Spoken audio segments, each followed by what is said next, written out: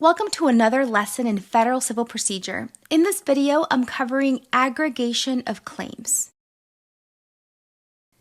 Specifically, aggregation of claims to meet the amount in controversy in actions based on diversity jurisdiction. As you know, to get into federal court by way of diversity jurisdiction, the parties must be completely diverse. This means that no plaintiff is from the same state as any defendant. And the amount in controversy must be over $75,000. Not $75,000 even, over $75,000. With aggregation of claims, the plaintiff is able to stack her claims on top of each other for the purposes of meeting the jurisdictional requirement. Let's see how that plays out. For purposes of meeting the jurisdictional amount, a single plaintiff may aggregate all her claims against a single defendant, regardless of the nature of the claim and even if these are unrelated. The key to this is that we have a single plaintiff and a single defendant. I want to note that this is also allowed if multiple plaintiffs sue on an undivided interest against one defendant. Let's say Plaintiff 1 and Plaintiff 2 are the joint beneficiaries of a trust and sue defendant on an undivided interest. We're going to treat them as one entity for the purposes of aggregation of claims. Same concept here. A plaintiff who has an action against several defendants can aggregate her claims against them only if the defendants are jointly liable to the plaintiff for all claims. Here also, we're going to treat defendants as one entity for the purposes of aggregation of claims. So while this is allowed in aggregation of claims, please do not confuse this with this nonsense. See, here we have two defendants, and nowhere does it tell us that they are jointly liable to the plaintiff. So this here is not okay. This here is also not okay. Two or more plaintiffs may not join their claims together to meet the jurisdictional amount, even if claims are related. Remember that part. Even if claims are related, this is a no. Let's look at this side by side. What is the difference here? The difference is that on the left, we either have one plaintiff and several defendants, or we have several plaintiffs and one defendant. With aggregation of claims, we have a single plaintiff against a single defendant stacking her claims together for the purposes of meeting the jurisdictional requirement in a diversity action, even if these claims are unrelated. And we do have that little wrinkle where if plaintiffs are jointly suing defendant on an undivided interest, we will treat them as one entity for purposes of aggregation of claims. Same if defendants are jointly liable to the plaintiff for all claims, we're going to treat defendants as a single entity for the purposes of aggregation of claims.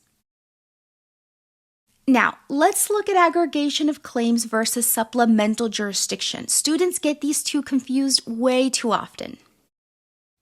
The following will be a very, very superficial explanation of supplemental jurisdiction. Please watch my full lesson on it. I promise to make it worth your time. In diversity actions, supplemental jurisdiction happens when one plaintiff's claim standing alone meets the amount in controversy, and a state claim that does not meet the amount in controversy is permitted to piggyback and be heard by the federal court. See, in the scenario, one plaintiff meets the amount of controversy standing alone. The second plaintiff can add her claim and join the lawsuit if the second plaintiff's claim stems from a common nucleus of operative fact as the main claim, as the claim that does meet amount in controversy. In this scenario here, the plaintiff's main claim meets the amount of controversy standing alone, so she can add her little claim to the lawsuit if it stems from a common nucleus of operative fact as the main claim. See, the key here is that there is a claim that already meets the amount in controversy standing alone.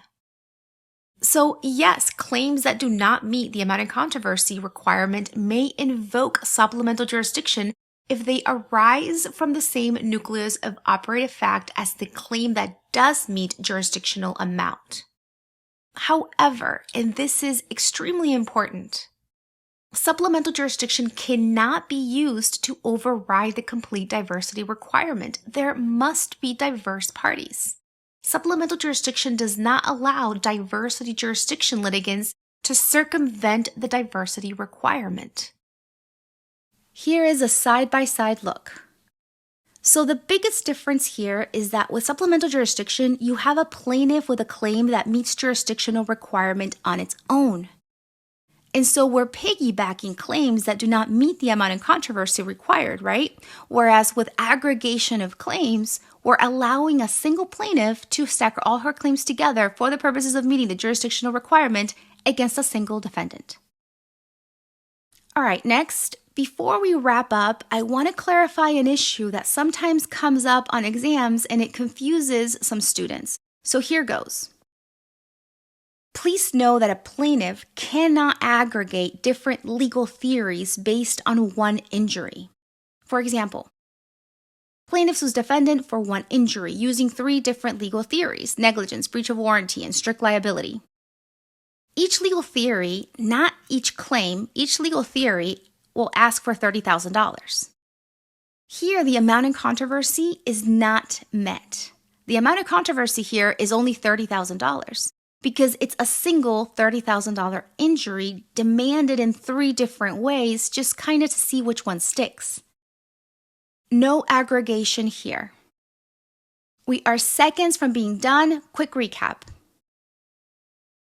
For purposes of meeting the jurisdictional amount, a single plaintiff may aggregate all her claims against a single defendant, regardless of the nature of the claim, and even if these are unrelated.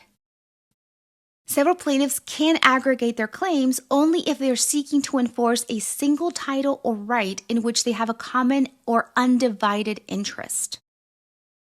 A plaintiff who has an action against several defendants can aggregate her claims against them only if the defendants are jointly liable to the plaintiff. Those are the 2 wrinkles. I really hope this video was valuable to you, but if this is how you're feeling after this lecture, shoot me an email to questions@jdsimplified.com.